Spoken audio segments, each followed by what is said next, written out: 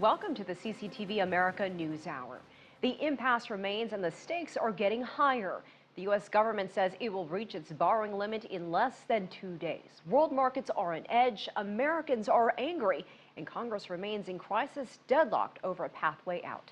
CCTV's Jim Spellman is on Capitol Hill. And Jim, there have been at times glimmers of progress, only to fizzle out later. What's the latest from there? Just 24 hours ago, Elaine, you and I were talking, and it sounded like there was a hope for progress. There was optimism.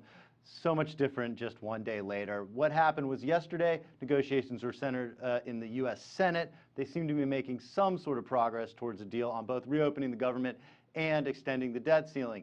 Early today, the House took over a lead in these negotiations. They came up with their own plan. Basically, what it would do would open the government until the middle of December, extend the debt ceiling to the end of January. Initially, it had some alterations to the president's health care plan, so-called Obamacare.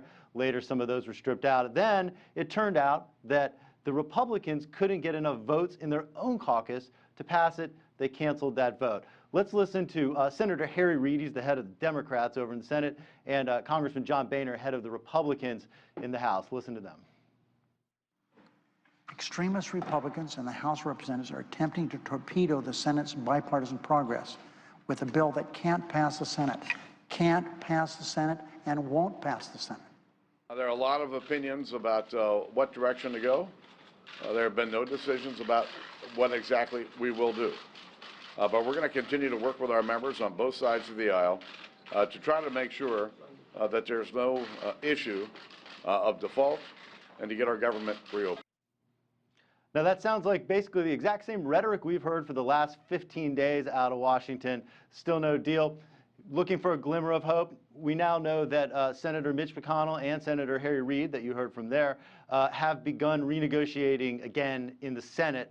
They'll start again and try to start this process all over again. But Elaine, as you and I and everybody here on Capitol Hill knows, time is simply running out for them to put a deal together. Well, the situation seems to be getting dire by the moment. If the House Republicans don't have the votes, that's really not likely to change in the next few days, will it?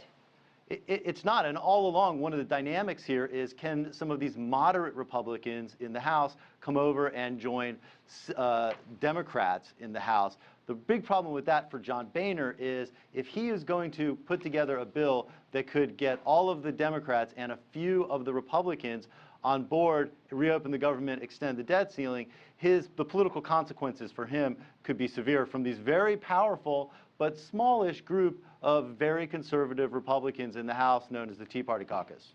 All right, CCTV's Jim Spellman live for us on Capitol Hill. We'll see you a bit later.